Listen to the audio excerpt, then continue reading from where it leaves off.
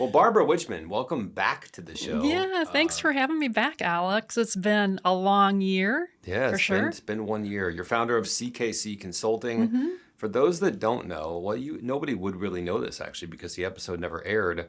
Yeah. I had you back, and I felt so terrible because I had Barbara out here about a year ago in the Yeah. old office. We didn't have the cool equipment we have now, but we had the podcast going, and maybe I don't know, maybe we were like 10 episodes in or something like that. Hmm. Yeah. And you were one of like the best guests that I had. I mean, Aw, no thank shit. I'm not you. just saying that either. I'm not blowing smoke. I left there and I was like, man, that was such a good episode. You share so many good stories and insights. And I was like, people are going to learn so much. We're going to get great content from this. And I just thought it was I was so excited to give it back to you. And then once you left and I started going through the files, I realized something happened. I think it was with the audio or something. I Yes. was able to save Yes. your side, thankfully, so you could take your content and do something with it. Yeah. But my side was not there, and weren't able to publish the episode. And I just remember having to email you like, "Oh man, this sucks. I got to email her and tell her that we can't even post the damn episode." That's okay. But it's part of the process of going through things and trying new It things, is. and Yeah. you're gonna fail. And you know what? There's the times when you succeed too, right? So, Yeah. and now I'm back and you have your new equipment and your new Yeah. studio and it's amazing. Yeah. So maybe that was meant to be, right? That's right. Hey, they're gonna get to see you for Yeah. an even better edition here today. So Yeah. I'm really pumped for this. This is gonna be a good episode. How would you, just to set the context for the audience who doesn't know you, how would you describe what you do in a sentence or two? Oh, there's no way in a sentence or two, but here's what I'll tell you what I do. Um, I'm the person that businesses call when the leader is feeling his or her nervous system activate and they don't know why. Because the nervous system activates when something's going on, something's not right, and they can't put their finger on it. So they start feeling the agitation, the apprehension. So they call me and say, hey, can you come help us figure this out? So I come in and basically do an entire diagnostics, and then I provide my findings, my suggestions. And the one thing that's really different, I'll share that, because people say, oh, consultant. So you're going to tell us what we need to do and walk out the door. Yeah. I don't do that at all.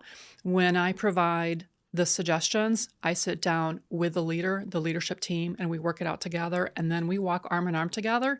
So I basically have a stake in the game.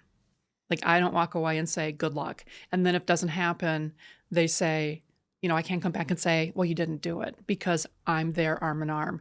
And that's one of the reasons why I have clients from 2018 till today. That's why I have clients that I've started working with in corporate America who called me. I had a client that called me back about 6 months ago and said, you've helped me become a vice president, and now I want to run my own business. Help me put my business together. So now we're working on that. So you develop these relationships from this ability to step in and work hand in hand with people. Yeah, I totally agree. We operate in very similar ways, right? And I think that's sometimes the consultant trap is they come in and tell you all the problems, Yeah. and they show you the blind spots, and they just like roll out, Yeah. and it's like, all right, cool, it's good to know, and maybe we got a little bit of a game plan moving forward, Right. but the execution is the tough part. It is. That is the hardest part. It You is got to really go hard. have the conversations. You got to make the changes. You got to Yep. take the action. You're going to fail. What do you do when you fail? How do you bounce back? How do you adjust, Yeah. And that's a good point. That's really true. The thing that makes it I really enjoy about being a consultant is I come in, which I call clean. I don't have any political alliances. If I do have history, that history is either within the business or with a person, but I can put that aside. So I come in clean. Yeah. And I'm not trying to protect anything. And I'm not trying to have any specific outcome other than the outcome that I've been hired for. And because of that, I come in with a lot of truth bombs, right? I don't sugarcoat anything. I say it in a way they can hear it, but I don't have to mess around with all that because that's not what you hire me for. But then because I stay right there and stand along with it, I also have no excuses for myself either. Now, do people really want to hear the truth? Yes, Especially founders and entrepreneurs? absolutely. Yeah, even if it hurts sometimes? Um, Sometimes it hurts. However, again, it's how you present it.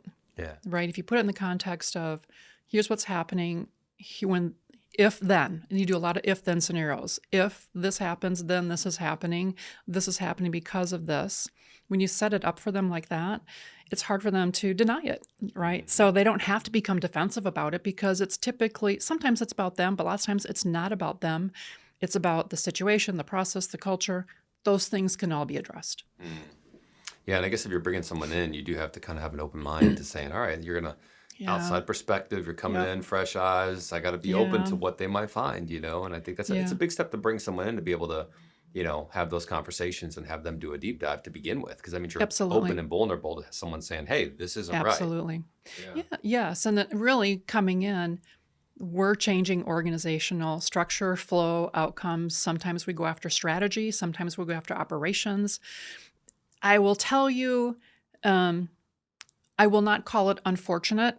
However, many times I come in and we'll discover that there's wrong leadership in place or there's wrong key people in place. And we work very diligently to ensure either that they have what they need to move forward, or if not, to be very respectful in helping them move on and then help them bring in the right people to fill that role. So lots of times we're doing restructuring.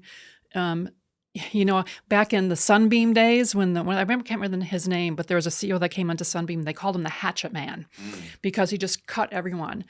I'm not like that. I'll tell you what's really interesting, Alex, is oftentimes when I'm in this situation and we recommend people have to exit the organization because it's not a good fit, many times those people hire me to be the career coach to help them find their next job.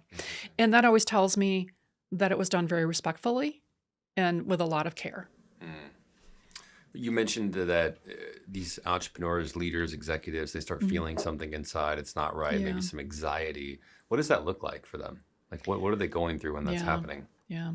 Well, let's talk about, first of all, what it is. Yeah. So typically, you, I, anyone, just the very nature of our makeup is when something is not right, you feel it lots of times before you can put your finger on it. Yeah. It's kind of like when you're walking down a street and you get a feeling that something's not right, you start paying more attention to it. Yeah. That's your nervous system activating. The same thing happens when you're in a meeting room or a classroom or wherever it is, but those things happen all the time. You start feeling things, but you can't place it. So that's very detrimental because now the leader starts pulling back, going, what do I need to do differently? Or what aren't my people doing? Or why isn't this happening? I don't know what to do. Then they start getting pounding on the table, or they start being, you guys aren't doing your job. So all these things start exploding. I remember there was one leader that supported very, very closely. And one of the folks on the team would say, well, he's just very agitated. He's very upset today. Okay, why? Right? You have to understand why. Like, what's happening that's causing that agitation? Oh, we don't know why. He's just in his mood today. Well, no, you don't just go into a mood. Something's happened. It could be something from home. Yes. It could be something that has actually happened, or they could just be feeling something that's not right. And because of that, they start having an outburst or saying mean things, or, then you start impacting the culture and you start pointing fingers. Those things are very detrimental to an organization and not intentional, right? And sometimes leaders will come back and say things that they think are very helpful when really the whole table walks away going, whoa, that was a horrible thing to say to us. And the leader doesn't see it because they're trying to fix the situation. So many of these different things happen. It shows up in many different ways. The bottom line is it shows up in the outcomes, Right. which the organization is trying to achieve. And that's the problem. Because everyone starts pulling back. When the leader starts getting agitated, everyone pulls back. Everyone slows down. Everyone starts hiding, right? Yeah. Let me give you a couple examples. Yeah, You like please. stories? I love I got stories. some great stories for and you. you told some great stories in the last one too about your sitting in the boardrooms and some of these top 50 Yeah. Fortune 50 companies too. Yeah. We get into some of that maybe later, but Yeah. please go away. Yeah, I think a couple of things I'll say. I've been in the Fortune 50, these executive teams and boardrooms and sitting in the meetings, which has been fantastic. But I've also been in startups. Yeah. And I've been in growth companies. Yeah. And I've been in nonprofits. Yeah. So I've got the gamut. You've seen it all. I've seen it all. Yeah, So yeah. there's Yeah. nothing that you can't. Nothing surprises me anymore. Right. So there was one time, I don't want to name the company, but it was a startup within a Fortune 50. So I was brought in to help this organization. They wanted to grow from 0 to 3 billion in 3 years with a target of 5 billion in 5 years. That's very significant growth. Would we know this company if you did drop You would it? know the company. Okay. At the time, it was on the Fortune 50. It's not any longer. However, They had brought in this very incredible leader. He was fantastic. And he was just such an amazing sales guy. And they brought him in because he had the mindset of sales and go get them. And they wanted him to just really get the startup off and moving.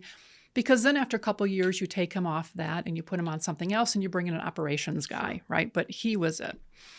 So what I noticed in the meetings was we'd go into the meetings, we'd talk about what we're going to do, what everyone's working on, and then we'd disperse.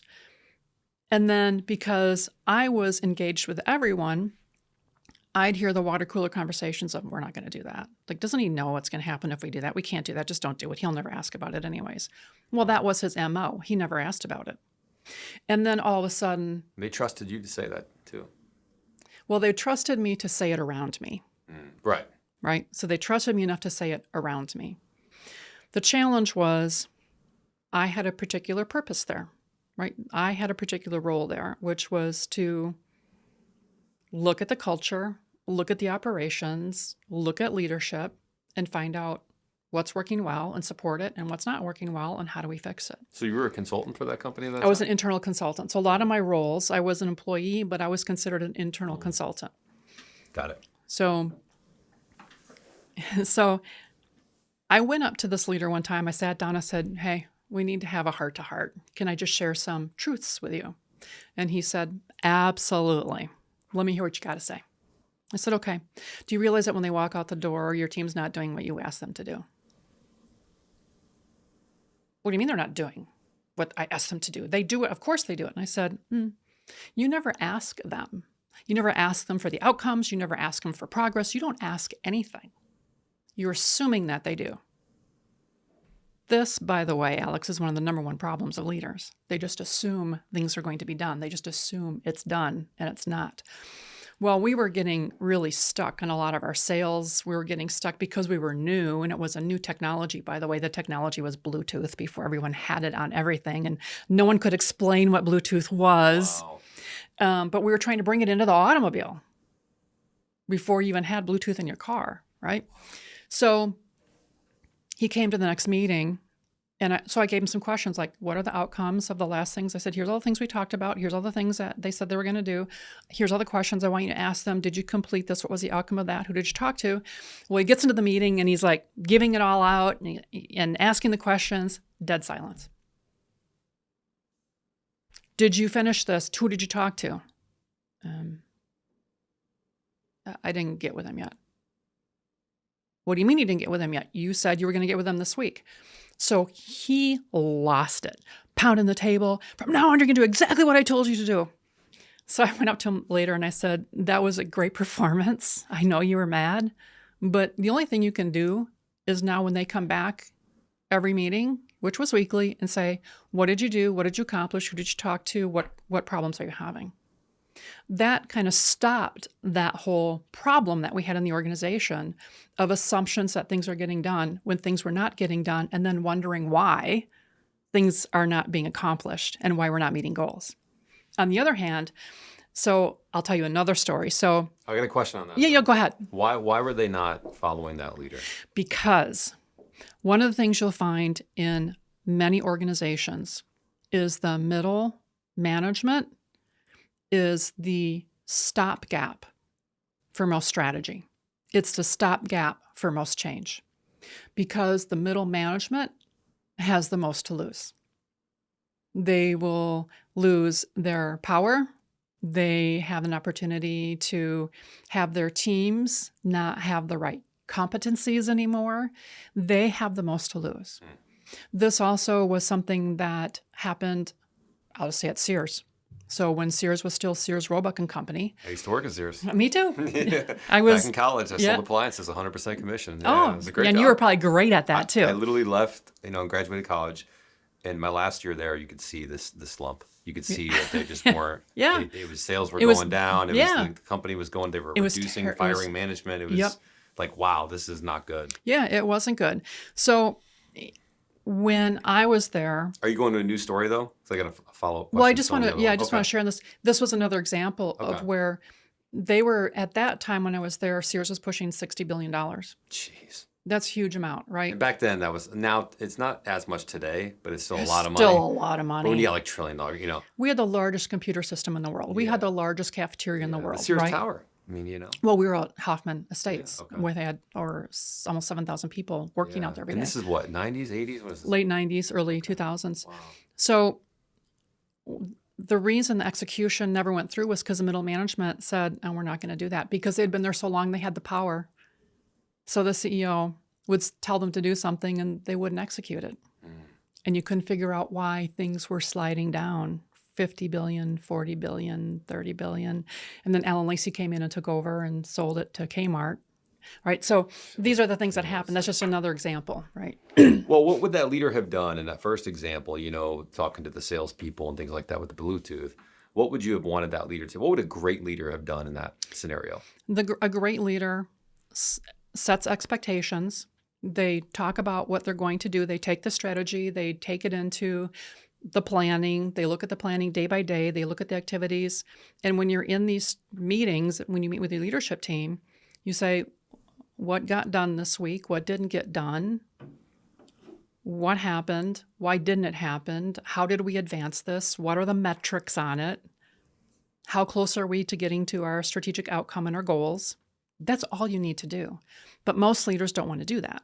What about on the front end? Was there a miss of, did the team really come up with the goals and expectations? Or was it him just saying, this is what I need you to do, this is what I need, and everyone walked out like, well, I didn't really have any say in that. So. No, I would disagree with that. I'd say everyone was included in those goals. Okay. I would say even in the Fortune 50 companies, I mean, we used to take the top 230 people for Sears offsite. I was part of that small team. There were 7 of us that took them offsite and developed strategy for the year. And we'd get everyone's input, and they'd be in teams, and they'd do presentations, and we'd talk about it, and then we'd streamline it, and that was the strategy. That was the operational strategy for the upcoming year.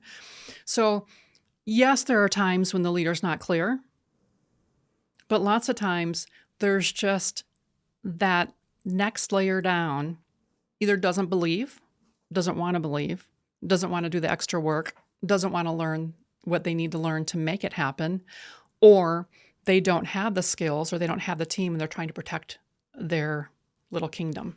So if I'm the employee and I didn't do my job, I missed my goal, I didn't come through on the thing I was supposed to do, you're the leader. Mm-hmm. What's that conversation look like? I say, hey, Barbara, I know I was supposed to do this, but I didn't get it done. Yeah, help me understand why. I just kind of ran out of time, That's an excuse. Running out of time is excuses. What do you do every day? Tell me what you do on a daily basis. Would you be that strict with somebody? Oh, absolutely. Really? Absolutely. What if they said, Barbara's she's a B word. Well, I'm sure they have. I'm sure they have. But I'll tell you what, I'm not there to be liked. I'm there to be respected. Yeah.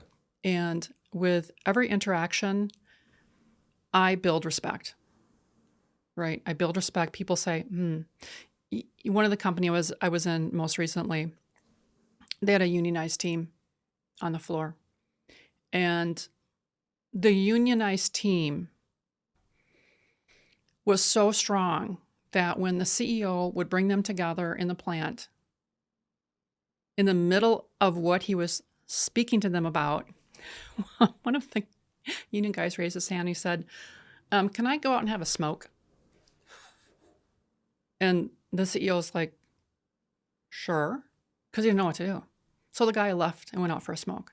People just say, hey, after the meeting, you can. Yeah. No, he didn't, because he was just stunned, right? He was just stunned. So the guy left and went for a smoke, and people are on their phones. So again, no matter what he said, they weren't listening, right? It was just talk. It was just words. Because you're speaking in CEO speak, talking about EBITDA, talking about sales. They don't care about that. They care about if they have the tool to work on the product. So what happened was, this was, I would say, one of my biggest wins, because I didn't know anything about this manufacturing, right? I didn't. I just walked in and I said, can I just go out on the floor and walk around a little bit and see what's going on? Like, because it just doesn't make sense why it's so messy out there and there's stuff all over the place. And so I walked around for a couple of days and I came back to the CEO and I said, you got to clean it up because all your exits are blocked. And if this is not cleaned up in 24 hours, I have to call OSHA. Wow. That's part of my ethics. I can't let it happen. I can't. So within 24 hours, the exits were cleared. And then I came back and I said, The setup is just a disaster out there. I don't know what happened. But the setup, just the way product is moving through, does not make sense at all. So I drew it on a piece of paper. This is a good one. Yeah. You're going to love this. Let Yeah. me tell you how I did this. Yeah. And this is very different than what a lot of people do. And this is what I always look at. How do I get the attention of the leader, right? So I asked the leader for a late afternoon meeting, for a 4 p.m. meeting, because I didn't want to be interrupted. And I didn't want him to have to walk out to another meeting. I knew he liked whiskey. So I went to the local store and I got one of the top brands of whiskey, and I brought in 2 glasses. He didn't know it. I had it in a little bag, had it in the room. And when he sat down, I pulled a bottle of whiskey out and I pulled the 2 glasses out. And I said, ice or no ice? And he looked at me and he said, oh, this is a serious discussion. I said, yes, it is. And he said, no ice. I clicked it open, poured just a little bit, right? Just a little bit. You weren't drinking a lot. Right. And then I took the glass and I slid it down the table to him at the end of the conference table. So I was over here, he was down there, and I just slid it down and he caught it. Yeah, this is something out of a movie, Barbara. It was This is great. It gangster. was great. I love this. This is why, I mean, I know how to adjust for people, right? So he sits and he does this and he turns and he looks at the screen. I'm like, what are you looking at? He goes, the screen. I said, I'm not doing a PowerPoint presentation. He goes, oh, okay. I said, here's what I want you to do. I want you to stand up and I want you to push all the chairs away from the table. And he just looks at me. I'm like, please, I'll help. So he pulled all the chairs away from the table. I said, okay, why don't you come over here? Come stand by me. And I kid you not, in a folder, I pulled my folder out. I had a stack of about 75, just pieces of 8.5 by 11. And what I'd done, I'd take markers and I drew the story out. I wrote the story out. I drew the story out with markers. And I started to tell the story on this end of the table. Let me tell you this. And then I went to this one. And I just did it across the table. And then I came back and continued the story this way. And then as I laid out the entire story of what I saw in the organization, one of the messages I said, look, you have pieces over here that they need, and you have pieces over here that they need. And the people are working on their product here. So then I took my marker and I'm putting little dots. So now they're walking down here. Oh, they're going to stop and talk a little bit here to their buddy about the football game. And then they keep walking down here. Mm-hmm. And then they're talking. So I did that very methodically. And I said, as we know, so I went through the whole thing back over here. And then I said, so now you've lost how many minutes? Probably 25 minutes. Maybe I said maybe 30, 35, 40, if you're lucky. Because every time they stop and have a conversation, it's like more than 5 minutes. It's 10 minutes. It just throws you off from what you're doing, your Yeah, focus. absolutely. You got to kind of recalibrate. Not only that, the shelves were so disorganized. They'd spend another 15 minutes over there. They couldn't find something. Then they'd go to someone else, and you'd have 4 people over there looking for an item that's this big because no one could find it. Now, how did you see all this? Because I just observed. You just watched people go. I just sat out there one day and I said, hey, one of the guys, I said, hey, can I sit here and just watch from here? He's like, sure. I'm just watching. That's all I do is just observe. Mm-hmm. If you get the lens out and you get the filters clear and you just watch people, you see things. Yeah. So through that whole conversation, I got through and I said, I've never done it before. I'd like to rearrange the floor. And here's my proposal. This is the money I think I need. I asked for $78,000. I ended up spending $125,000. I asked for 2 months. Took me 2 weeks. Now, we had to do some other things. I had to hotshot in some lights from California, so that took like another week. We rewired everything. We put in new air. We moved everything around. They went from shipping $1.8 million to shipping $4.2 million in 3 weeks. By the end of the next month, they were shipping $5.2 million. Wow.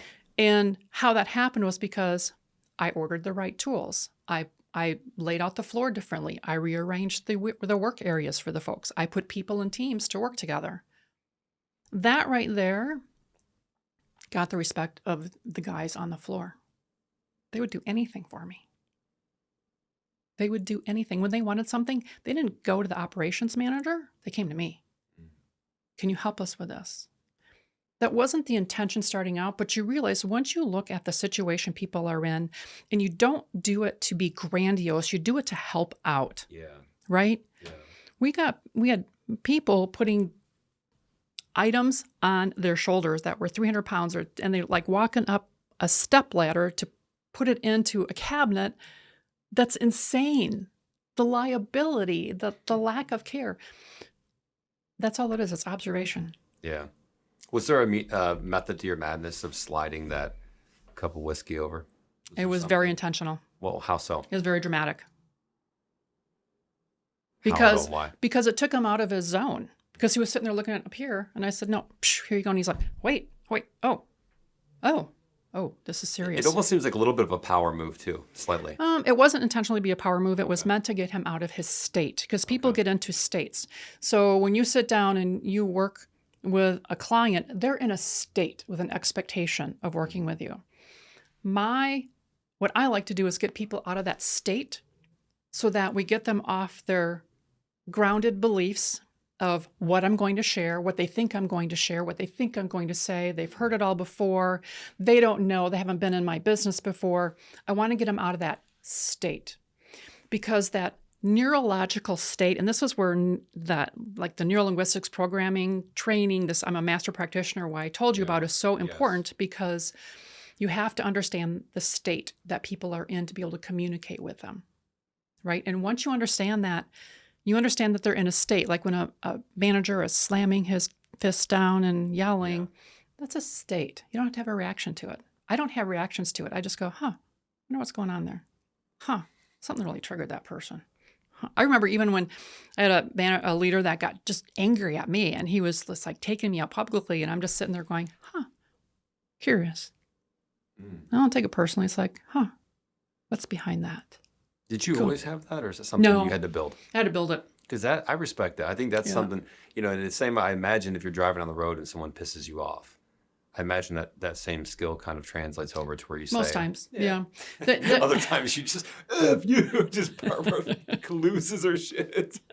Well, I don't really lose my shit anymore. I'll tell you what's happened is, I haven't always been like that, right? Because everyone has their negative emotions and experiences that we carry with us. And if we always want to say, that happened a long time ago, it doesn't impact me. That's such a lie. It does, and even with the leader sitting in the room, right? Even they're bringing their stuff too. And it took me a long time and very dedicated work, not therapy. I don't do therapy. Like therapy, where's the camera? Therapy is good for people that want therapy. I don't do therapy. I think there's other ways to kind of help you shift your mind into a more positive state without sitting down talking about what happened to you 20, 30 years ago. That's just my belief. And that's why NLP, as a master practitioner, that's what we do, right? We look at the present and the future, not the past. So that understanding of state becomes very important to me. It becomes very important to the relationship, and it becomes very important in the discovery process. And when I'm asking questions, because as I'm asking questions and I'm trying to find things out, I'm also observing people to say, they just shifted right there. That made them uncomfortable. Ooh, did you see that eyebrow kind of went, ooh, something happened right there. So tell me. So like you did right now, to be like, oh, you just had a reaction to something I said. Tell me about that. They'll be like, oh, well, I didn't really say, well, you did. But I'd like to explore that. That's good. So all those things come into play, not to be invasive or to have a power move. It's just to understand. That's all I want, is to understand. And then people just end up sharing things with me, right? So neuro-linguistic programming. Yep, NLP. I've heard that before. Maybe some people listening have heard that before, but I don't know if people really understand what it is. Can you explain what it is? And then maybe we can get into some... Good Lord. Thank you. So think about this, right? So the neurons, when they come together, there's like a synapse, like, right? Yeah. And what NLP takes a look at is this. It says, when this happens, this right here, so I'm going to give you the story of this, right? So when this happens the first time, let's say, we have to pick out something maybe a little negative, right? Okay. So maybe your brother came up and slapped you when you were a kid. You got mad at you. He did do that a few times. So. Pretty common with brothers, right? Your brother came up and slapped you across the head, and it really made you angry. Yeah. So when you think about that, imagine, if you will, when you're outside in a summer day and you're washing your car in your driveway, and you get that water comes down the driveway and it gets into the gutters and just a little trickle, right? Yeah. That's the first element of that NLP connection. It's just a trickle. It's just a like that, right? It's connected, but it's like, not so tight. The next time you and your brother get into it, you're anticipating it. As soon as you start anticipating you're going to get hit in the head, you're now strengthening in it, right? You're bracing for it. Yeah. You're getting ready for it. Oh, I know he's going to do it. I know he is. And if he does it again, you're like, oh, yep, absolutely. So now imagine you have a nice summer rain and it just whoosh down, but you have this water going down the gutter that you can put those little plastic boats in. You used to chase them down as a kid, like, or you like that, or you put something there, you chase them down. So now it's bigger. So now every time you see your brother start having some agitation or you're getting into an argument, you're bracing. It's going to happen because this foundation's already started. That connection's already there. Programmed. Yep, the neurolinguistics. It's the neuroprogramming.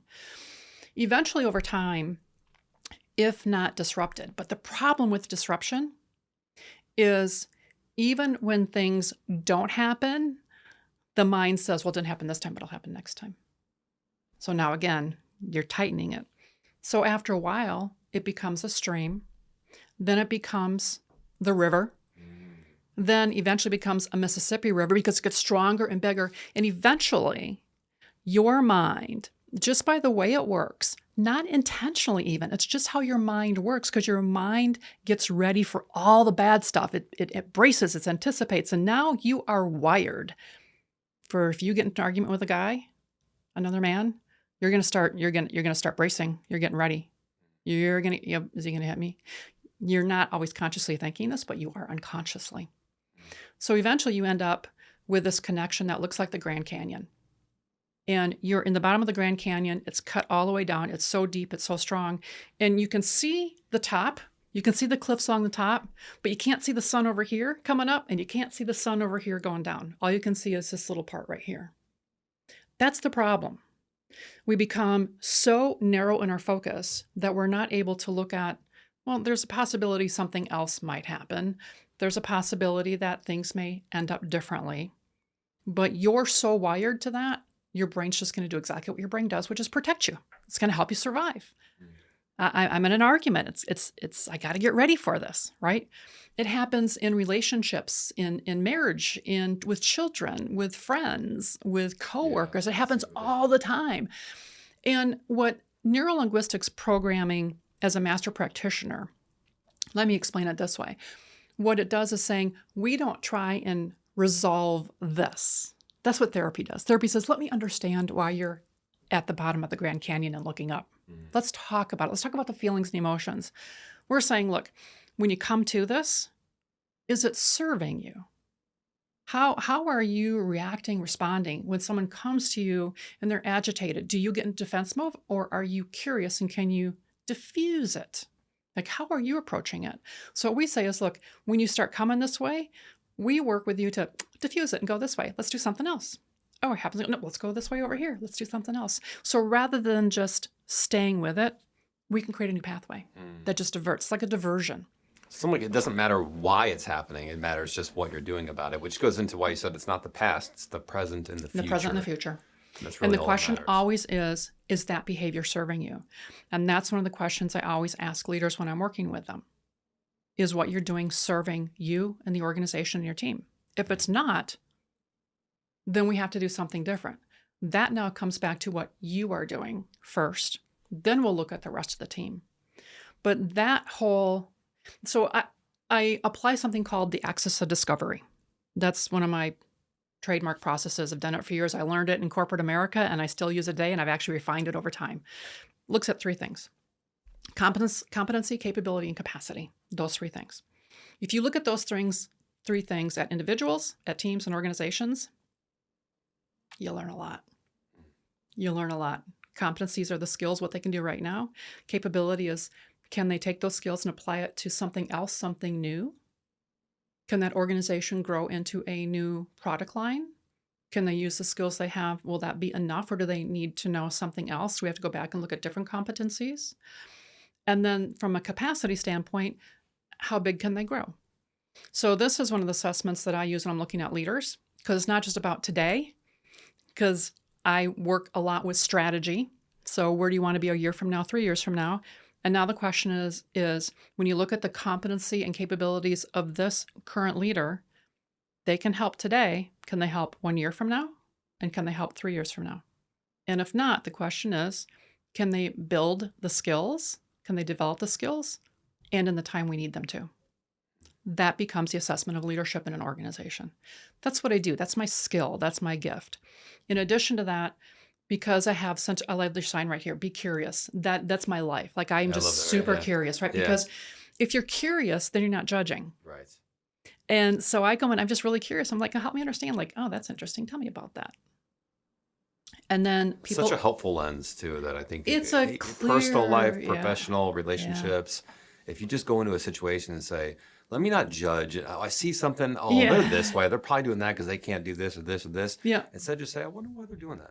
Yeah. Or wonder why they're not I doing wonder why it. they're not doing that." Yeah. Or wonder why they get agitated when that happens. I wonder why Yeah. they say that same thing every time we have a conversation. I wonder why they pause right there. Right. I wonder why when we talk about this, they get agitated, like people move in their seat a little bit. That's a sign that something's not sitting, that they're uncomfortable. Let's explore that. Man, you could study people just every I little love to studying the. people. Do you do that? Do you find yourself doing that in relationships outside of business and stuff? Just. I You're studying me right now. I'm not even going to move. I'm going to freeze the rest of the episode. I'm not moving anything. I'm not even going to blink. I am. When I'm telling a story, I can watch your eyes like zone right in. Like I Yeah. can tell when you're like, ooh, Yeah. I want to know this. And the question I'm thinking is like, oh, I wonder if he wants to know this because he wants to use this now too. He wants to learn more about this. This will help him too. Like those are things that go through my mind, yeah. right? Not judging, but saying, oh, Right. that's curious, right? And like even when I said at one time, I said, if you watch someone, their eyebrow goes up, your eyebrow went immediately up. I'm like, yeah, he does that too, Yeah. right? So I do watch people. Are you conscious of yourself when you do it? Very much so. Yeah. And I've gotten to the point where people are like, I can't read you at all. I'm like, okay, thank you. I don't want you to read me. I want to be neutral. I'm Switzerland. I'm as neutral as I can be. So you purposely try to do that? Absolutely. Well, Now, why? Why? Because it doesn't allow anyone to tap into or build on any emotion that they're seeing from me. Because I don't want that. Because if I'm having a conversation with you and I say something and you're like, ooh, I want to be in agreement with that. So I'm going to be in agreement with that. So I'm going to start saying things so she knows I'm in agreement with her because that's what we do in conversations all the time. We try and create that alignment. I'm there to discover. Now, when I'm making friends, meeting new people, it's something different, right? But when in this business kind of conversation, that's what I watch for. I watch for patterns. I watch for patterns in people. And it has come into my personal life and my family life where I see my family structure very different today than I did 20 years ago or 10 years ago. And I behave differently now. Yeah. I was going to say one thing from a podcast standpoint as a host. I found myself early on, and this is still something I'm working on today.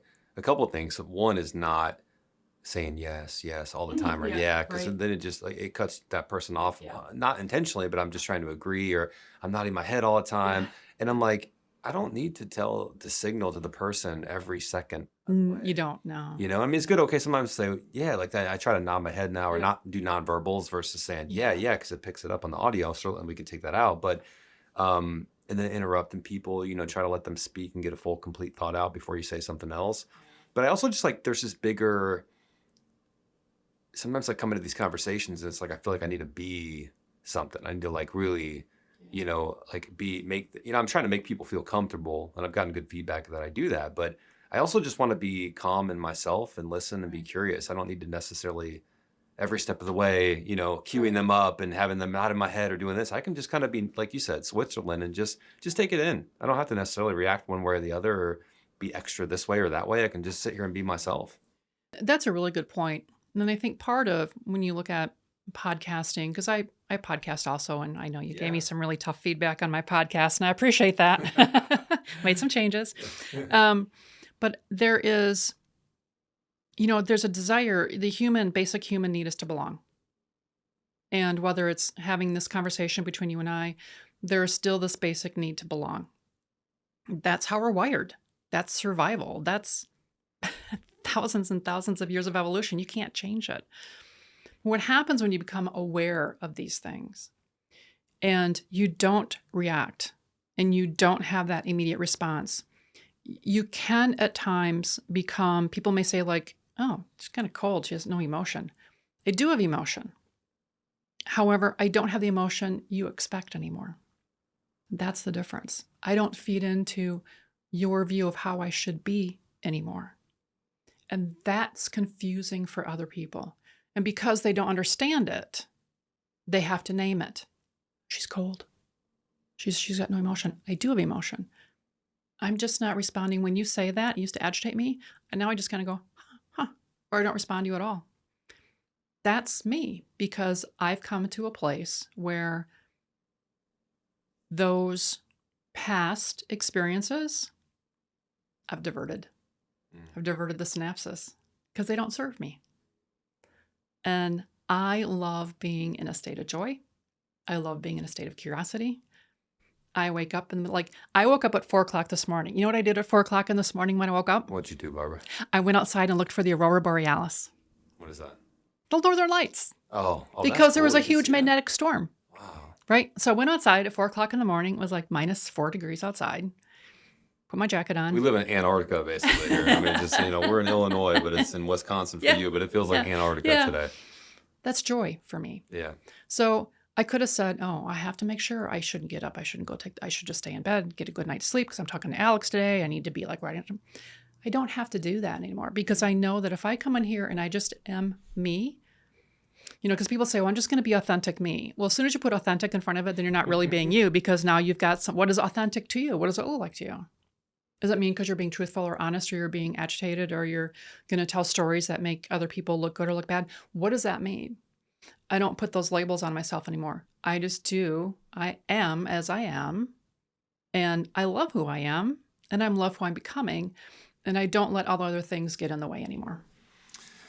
That's so good. There's so much I hope people are taking from this conversation, because I feel like there's just so much good stuff. And it all comes, whether you want to be a better entrepreneur, business owner, a leader, or executive, sales, marketing person, it all just comes back to the inner work and understanding how people behave, why they make decisions, how you behave and make decisions.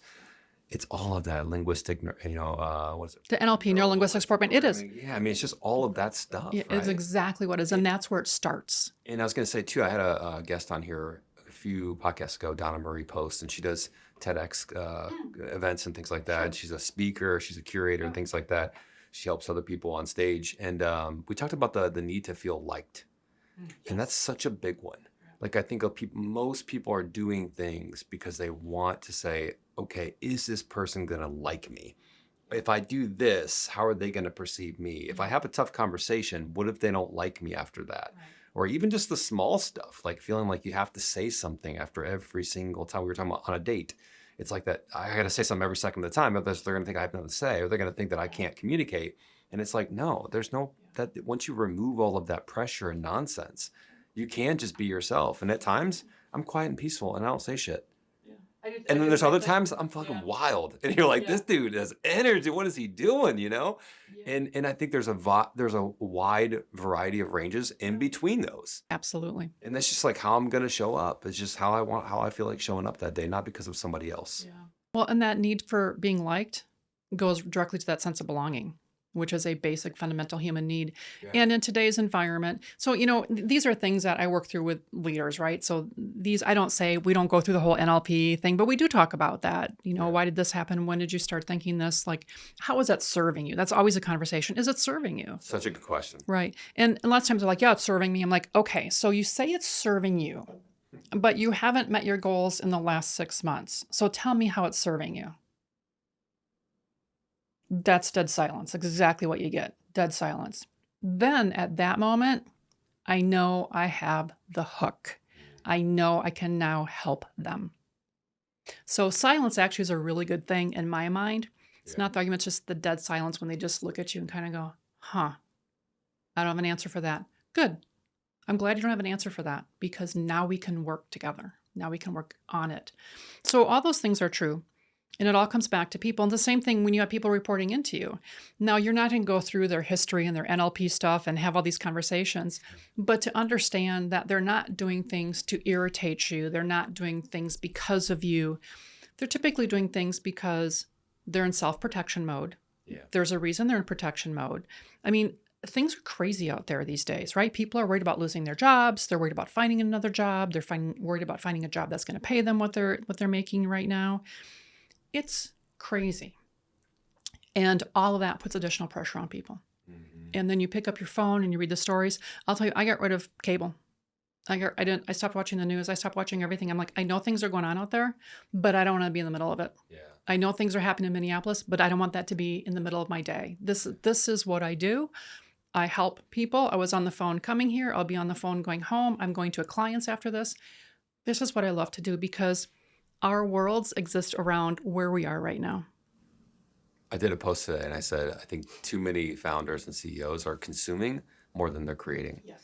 And whether it's creating or whether it's just taking a walk in the park and letting your mind go free or listening to a song or whatever it might be, too many people are listening to this, watching this, checking the news, looking at articles. And it's so easy to get in that trap because you pull out your phone and there's a million different places that are high dopamine hit type things that you can go to. And I even had to tell myself this recently. I'm like, next time you're cooking or something, you don't always have to have a podcast or a YouTube educational video to learn something. You can just think about what's a good message that I'd want to deliver, or what happened last that meeting that I could learn from, or what's going on in my head right now, or what is this serving me right now, And I think just some of that quiet time to yourself and or whether it's creating or just thinking out loud or whatever it is, that's so important. It is. And you know what I do? I sing.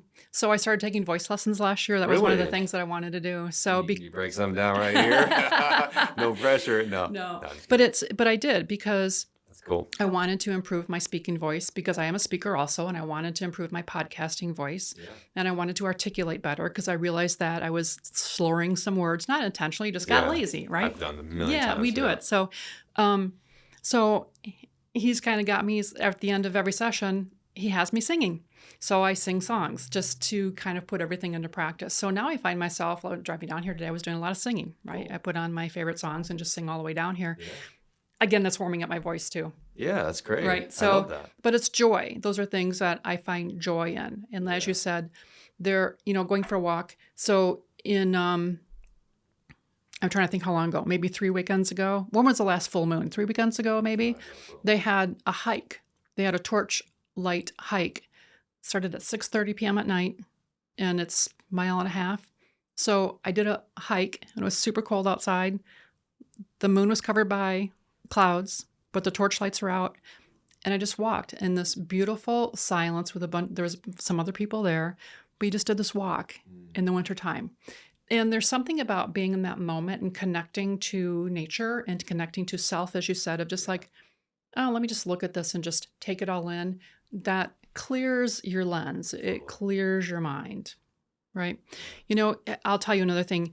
It's been interesting because I'm an author also, right? I've got a couple books out there and I've got a couple more that I'm working on. And I've had this leadership book and I used to be more embarrassed to say this, but I started interviewing in 2018 CEOs. And I continued. And then when COVID hit, I was going to continue to write. I was going to write during COVID. And I thought, are you kidding me? Let's keep interviewing through COVID. Then I get That's perfect. And then I'm like, I was going to write right after COVID. And I'm like, are you kidding me? Let's keep interviewing after COVID. So now I have this contact pre, during, and after COVID. And I stopped interviewing. And there's only about 48 CEOs, but these are significant CEOs, right? These aren't small. These aren't startups. These aren't entrepreneurs. These are Jim Keltz, right? Jim Keltz ran Gillette. He was in charge of P&G. Wow. He was identified by Warren Buffett to bring Gillette out of, the dumps kind of thing. Wow. So these are some really important conversations and really honest conversations. And I was delighted at how much they shared and how really honest and truthful they were about how they felt about things. And I started writing the book, and all of a sudden I felt exactly what you talked about before. I feel like I'm performing. Like I'm writing stuff I think people want to hear. Yeah. And I had to stop. So now I actually changed the title of the book to get me out of that headset, and I'm coming back in with a total different mindset, going, okay, how did this serve them? How did it not serve them? What did they do? How did they see? What did they see? What did they respond that worked? What didn't work? But from a very different viewpoint. Not from, oh, how am I going to send this message so leaders can take this and apply it to their own life? I don't care about that. I'm going to tell the story and then give the deep depth of the messages in a very different way. So I believe now the content that I have, and I have some amazing content. I bet. Amazing. I asked for 45 minutes. Oftentimes I was interviewing for 2 hours. They just wanted to share stories. Wow. And I will take that and I will put that in the book. So that's something I'm working on for 2026. And I'm really excited about that. That's awesome. Yeah. I feel the same exact way. I had the same kind of revelation, whatever you want to call it, recently about LinkedIn. And I stopped posting content on LinkedIn, the kind that I thought would perform. Like I stopped thinking about my content on LinkedIn in the way of, is this going to perform? Is this hook the right way? Is people going to take this and think this is good and they're going to want to sell, Yeah. And instead now I'm just like, what is truly just serving my audience and what is truly helpful? And I'm going to say it however I want to say it. And of course I'm a marketer. So like my mind naturally thinks like, how would I say this in a way that would be, people would actually want to read and or listen to. So I always have that little bit of that lens. And I think that's fine to have, to understand your audience and how they consume. But I think I'm being more free with my content in 2026. And it feels really good. It started to feel really constrained towards the end of 2025. Like it was like a machine and there was this and the frameworks and that. And I was just like, man, I just want to, and I always admired people that feel like just got on platforms and just, yo, what's up today? I'm talking, it's like, or they're just writing because they're having their coffee and they got something to say and they're thinking about their audience. And so to me, it's like coming from a place of, I just want to really serve people, whether it's in my business or just to do good outside of my business, stuff that doesn't have anything to do with helping my business grow, but just good stuff that I want to put out in the world. Right. That's my lens this year. That's a great lens to have. Giving and being myself and just doing what I feel is right. I'm excited for you because that's going to be a great lens to have. And that's how I'm approaching it too. Yeah. So I don't know if you've ever heard of the name of Arthur Zards. No. So he's from Naperville and he used to run Naperville TEDx. So he had it for years, right? So very, very successful TEDx. And he does a lot of AI stuff right now. But he had a post yesterday, which I thought was fascinating. And this supports what we're talking about. Talking about Martin Luther King and that famous speech, I have a dream. Yeah. Remember? Oh, yeah.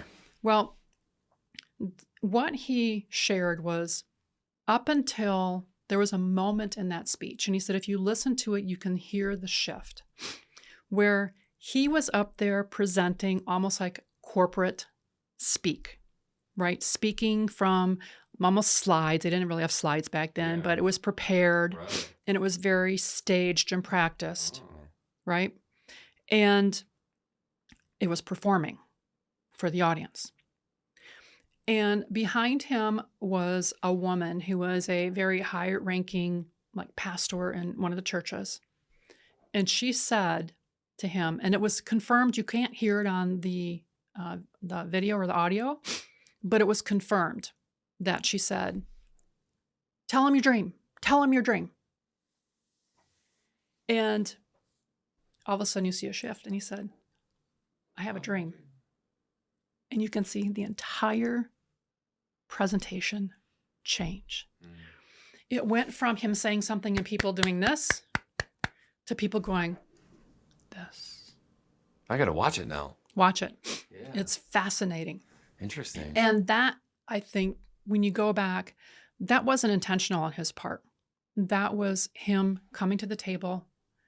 And I don't want to use the term authentic, but that was him telling his story, his dream. And it just came from the inside of him. This is not a head speak. This is your heart and gut speak. Because the gut, what we know now is the gut drives the brain. The brain doesn't drive the gut, right? So we know that. So this is coming from deep within him. It's fascinating. Watch it when you'll just see right before he says, I have a dream. Just watch it like 5 minutes before, up to that point and afterwards, and you'll see the shift. It's fascinating. I'm definitely going to watch it. There's like TV shows and movies that you see where there's something similar to that happens, where they're reading up a speech and then they look at someone in the crowd they know and they kind of give them a look and they lock eyes and then they go, fuck the script. Yeah. I'm just going to talk. Yep, absolutely. And then that's what I encourage everyone listening here. I know a lot of people are struggling with trying to get their thoughts out there, be themselves on social or in their, on stage or whatever it is. And I think it's a balance of definitely thinking about your audience, trying to provide real value and be helpful. Yeah. But on the other perspective, it's like you got to let those fake walls down and those just guardrails and those things that you're trying to perform for somebody. And it takes work. It takes a lot of work to get to a point where you feel comfortable with that. Well, and it takes honesty and it takes being willing to ask, right? Yeah. So when I asked you and you said, you really want me to tell you the truth? And I said, yes, I do. Yeah. And you said, it sounds like polished AI. And it was, because I kept putting it through and putting it through. Yeah. So I still tell the stories because what happens for the stories, it's for my podcast, The Golden Water's Edge. It's the spiritual side of me that's been sitting inside of me for many, many years that's been waiting to come out. So that's separate work. But I looked at it and I listened to it. I'm like, oh my gosh, Alex is completely right. It's too polished. I wanted to perform. I wanted it to be perfect. So how I come up with these stories actually is with all the work I've been doing on myself and introspection and situations and now seeing things with such clarity. I wake up in the middle of the night and I have stories. So I go to my phone, I pick up my phone and I'm like, ChatGPT, listen to my story. I'm going to read it into you. So I just read like whatever's in my head, I read it. Yeah. And now I come back and say, okay, just let's put this into a format, into my voice. So then we do just some general, but now I read the story, but now the motion behind it is there. And I don't just read it.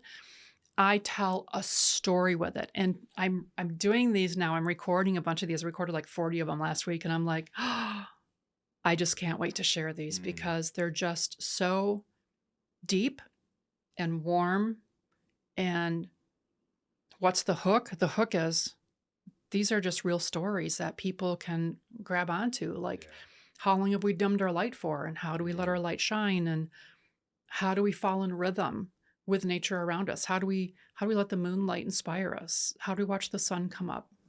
Well, Barbara, speaking of that, no, I wanted to share this because this was a LinkedIn post you did a little while back. I'm just going to read part of it. I'm not going to read all of it, but I'll read your thoughts because you've been on a bit of a spiritual journey. Very much so. The last maybe few years, couple of years? Oh, no, since I was a child. Okay. So it's an ongoing journey. Yep. Yeah. And you wrote, this is the moment of integration at the Golden Water's Edge. You finally see yourself, not through mirrors, not through others' expectations, but through your own eyes. The child, the girl, the woman, the soul, all of you. This isn't rising from the ashes. This is remembering the light that never went out. You never needed saving. You needed seeing. Today, you reclaim your power. Your family and friends may try to pull you back into the old operating system, but with your light, your remembrance, and you attract those who resonate with your true vibration. You stand at the edge of remembrance, and you are whole. Yeah. That's beautiful. You wrote that. Yeah, I did. Wow. That's how I operate. What has been the last couple of years? Have you had some major breakthroughs? What has that spiritual journey been for you? Because I feel like the last couple of years there's been some new stuff that's come out for you. Right. What has come out? So I've always had the spiritual edge to me. Yeah. I'm deep into prayer. People call it meditation prayer. I don't know what you call it. I'm deep into prayer. I wake up and I wake up in the middle of the night and I walk outside and see the northern lights and I just have nothing but gratitude. Right? My heart just fills with gratitude. So to me, that's also being very spiritual and being aware. Totally. And part of this also has been on seeking out, I didn't like who I had become. I love myself, but there are things about me, the way I responded to some things, I don't like this and I don't understand it. And then I realized it's because of things that happened when I was 3 or 10 or 15 or 25 or even 2 years ago, that I let those things come into my lens of what I see. And it filtered everything about me. And I know that's not me. It was that situation, what they needed something that time imposed upon me. And I don't have to carry that any longer. One of the prayers I say at night is, that burden is no longer for me to carry. And I release it. I say that's every night. That's my prayer before I go to bed, to remind myself that whatever happened with other people, I empathize. I feel sad, but I don't have to carry it. I don't have to carry it any longer. I don't have to carry family dynamics anymore. I don't have to perform for anyone anymore. I love me. I love who I am. And so that journey has come from being thrown into situations where I got forced to look at myself. I couldn't look away any longer. I was beaten down in some cases, not physically beaten, but mentally, emotionally, just beaten down to the pulp. And I'm like, why am I letting this happen? Because I don't have to let this happen. Why am I not doing something? Why am I feeling bad? Why am I holding this? It's like I wake up and I think about it. I go to bed thinking about, like, that's not life. That is being held in a prison. The problem is when you have those experiences and you keep those filters, you create your own prison. And you know what you do? You take it and you lock it and you take it away and you throw that damn key away and you're like, then you start pointing to other people and this is wrong and that's wrong. And you never come back and look at your own damn self to say, what have I done to allow this to enter into my life? And I said, no fucking more. I'm done. And it took a lot of introspection. Of course, I'm looking at books. I'm like, it's not, the books are all the same. Yeah. Just stop doing it. Think this way. Manifestation. It's all bullshit. It's all bullshit. My opinion. And it went through the process of going through neurolinguistics programming. As part of the training, you have to go through it. From timeline therapy. It's not therapy. It's a way of adjusting your neurological connections, and learning hypnotherapy and learning how to speak to myself in a way that I love myself and speaking to myself that is positive, right? And that is loving and caring. And then really seeing, I've always seen patterns and gaps. I've always seen them in organizations and people and teams. I've never seen them close to me. I've never seen them within my family.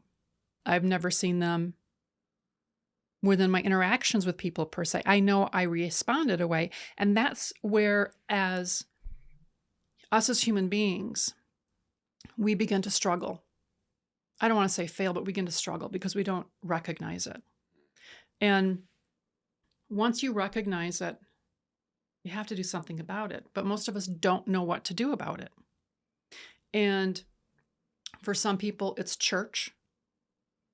Church will give you very inspirational words. I love Bible quotes. They're beautiful. Beautiful prayers. The Our Father is one of the most beautiful prayers there is out there. But that doesn't mean that foundation of religion is allowing you to see what you truly need to see to create your own life, to create your own love, to create your own joy. I came up with 3 goals that I have for myself. The first one, and I worked a long time on this. I have an accountability team and we worked through this. We had all ours together. We worked through them. The first one is peace. That's my number one personal value is peace.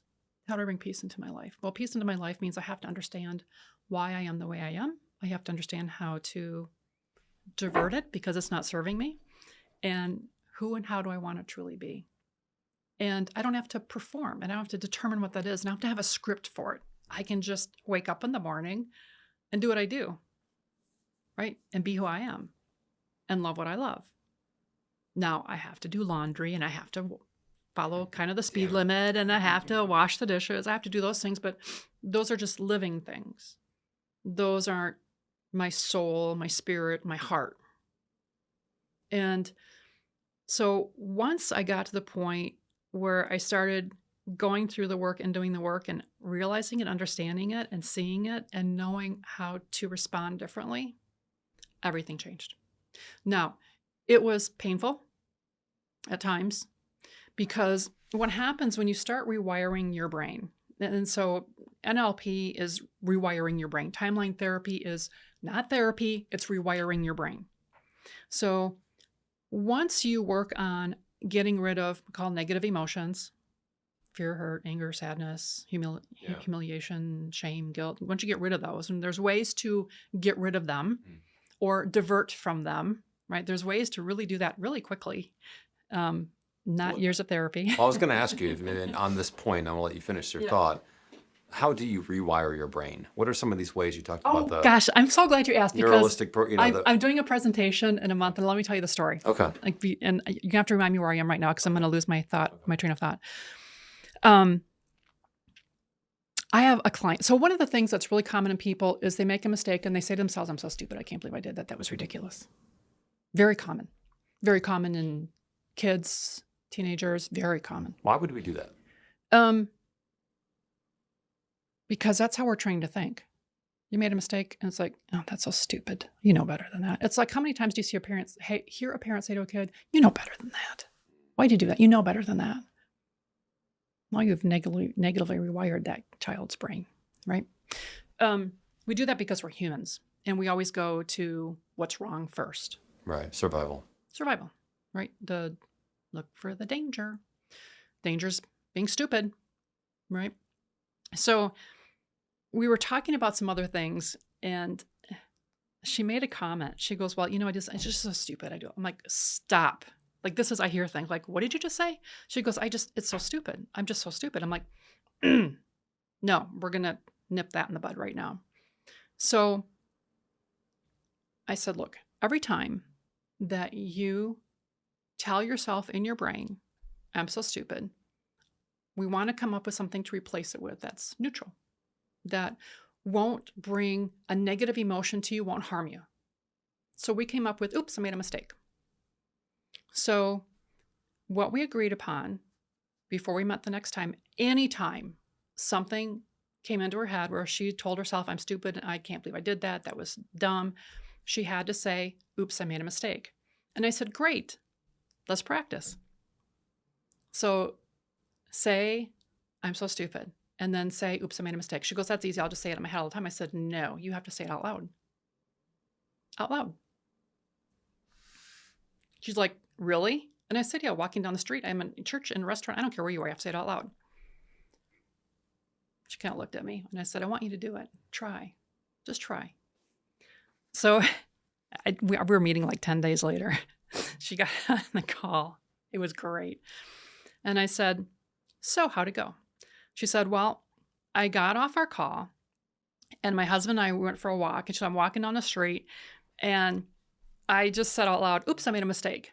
And she said, he looked at me like, "What are you doing?" She goes, "Well, because Barbara told me whenever I said anything negative to myself in my face, I had to say out loud, 'Oops, I made a mistake.' That's the rewiring. That's the diversion, right?" So she said they're walking down the street and all of a sudden he goes, "Oops, I made a mistake." He did? He did. That's funny. She looked at him and goes, "Well, I'm going to try it too." You might as well, right? So she said, what was really amazing, right? This was amazing. She goes, for like all day, when I'm saying it out loud. I'm at work. I'm saying, "Oops, I made a mistake." People are looking at me like, I made a mistake. There's no negative emotion attached to that. You're saying, "I made a mistake." Big deal. We move on from that, right? Yeah. So she said she heard her husband in the shower one morning, "Oops, I made a mistake," like singing in the shower, right? And she's like, I imagine him sitting here like this singing, "Oops, I made a mistake." But she said he's doing it because something's going through his head that's negative. And she said, after about 8 days, it was complete silence. Nothing from either of us. And I said, "Really? What happened?" She said, "I wasn't saying anything negative to myself anymore. I just kept saying, 'Oops, I made a mistake.' And I could just fix a mistake." That's rewiring. Wow. That's how fast it can happen. Do you think the same is true when people say, "I'm not an early morning person"? It's just them rewiring or wiring their brain to say that every single day. Yes. Yeah, I can't remember names. I'm not good at remember names. People say it all the time. Well, you're reinforcing the pattern if you can't remember names. So then you're not going to remember names. Right. So all these things that we do, we wire ourselves based on something that someone said to us or told us or made a comment, and we made a determination about what they were saying. And the question is, how is that serving you? Such a good question. It is. If not remembering names is not serving you, then stop using the excuse, because it's bullshit excuse, to remember names. And then the question becomes, what's your technique for remembering them? Yeah. Right? So we can work on that. Yeah. But you have to stop with the excuses. Right? It's so that's a great example, something really simple like that. Yeah. I was I'm working with someone and they said, I have like zero joy in my life. I'm like, really? Well, let's talk about what brings you joy. Like, what are the things?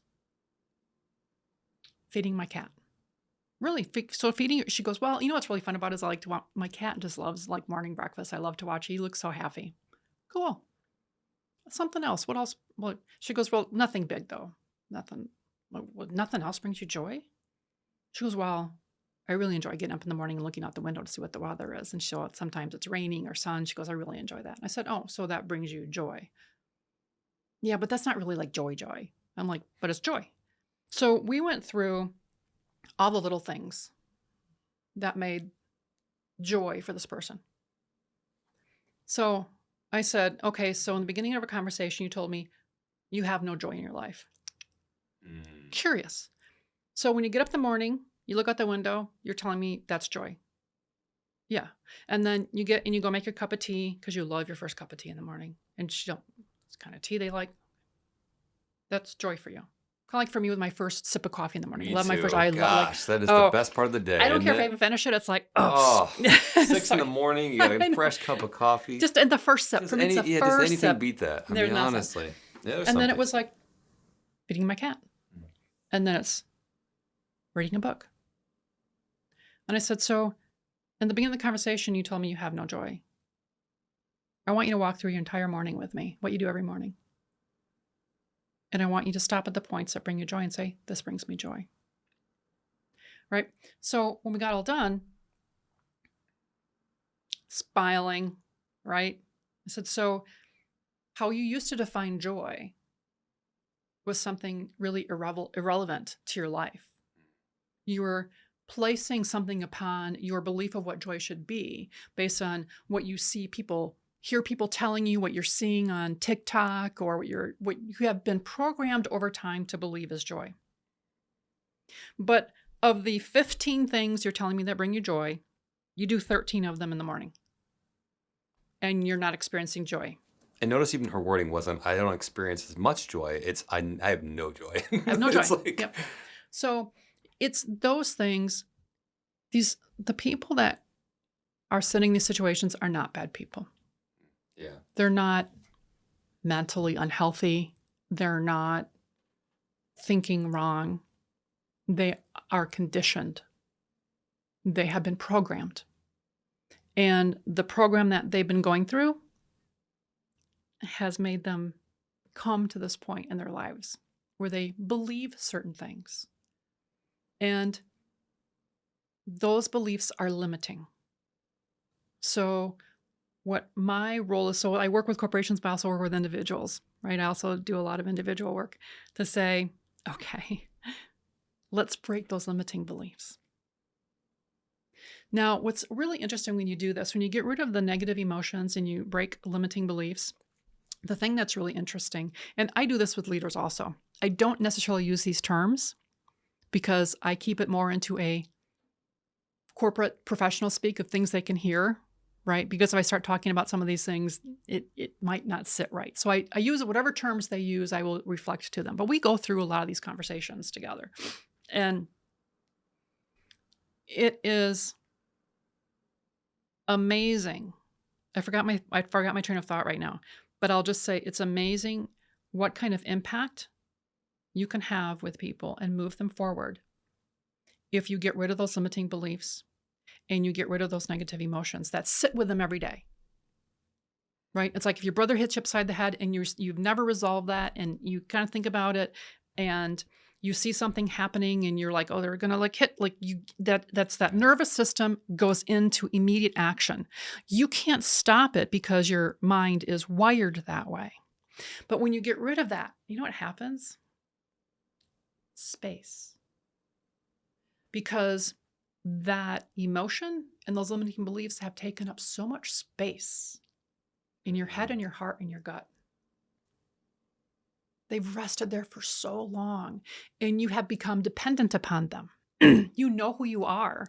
You know you know what you want. You know how you're going to respond. You know who's going to piss you off. You know who's going to make you happy. You know all these things ahead of time because you're wired. But once you get rid of them, it's empty space. And what do you fill it with? What brings you joy?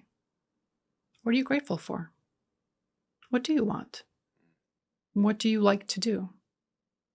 Right? For me, I like to go out walking in the snow. So I go out walking in the snow at night. I like to take photographs. So on the way here, I showed you pictures. I stopped at the river and took pictures of the lone eagle sitting on the island and the tree on the island with the mist of the river coming up and surrounding. It was just stunning, right? It's just a stunning thing. Those are things that bring me joy. So I don't need to sit and wonder whether, or are people gonna like think I'm crazy because I'm standing out here taking pictures? I could care less what you think. I want to come in and work with you and help your organization and help you as a leader and help your leaders be better so that you can be your best self. So we can help you see what's holding you back and what's not serving you and find out what serves you. And if it's not something that's good, then something needs to change. Excuse me. Excuse me. And that's where I come in with, as a consultant, to say, okay, what are we going to do differently here? Like, what kind of operations need to change? What leadership needs to change? Are you having regular meetings? Well, let's have regular meetings. Are you tracking performance? Are you taking notes? Like, all these things that come along with making your life better as a leader to make you a better leader. But I also have this other side where now I say, I don't have those filters. So I see things so much more clearly. Like, it comes to me like this. And then I wait and I watch some more am what I'm seeing actually what I'm seeing? Did I come to a conclusion too soon? And like, no, I'm pretty clear. And it served me. It serves me. It serves me well now. It will continue to serve me. Mm-hmm. And yeah, because of that, 2026 is really different because I'm very different. Wow. Yeah. I love that. This has been a great conversation. This is better than the first conversation, honestly. I had high hopes for this. I was like, man, the first one was so good. We didn't capture it. We lost some footage. But this one was even better, Barbara. I really appreciate you coming on the show and driving down here. And, yeah, of course. I know you're in the area, but still means a lot that you're able to stop by here and do this today. For you, I will do that. Oh, thank you. I appreciate that. Yep. Where can people connect with you, find you, learn more about what you do? The best thing is to go to, so my company, as you said, is CKC Consulting.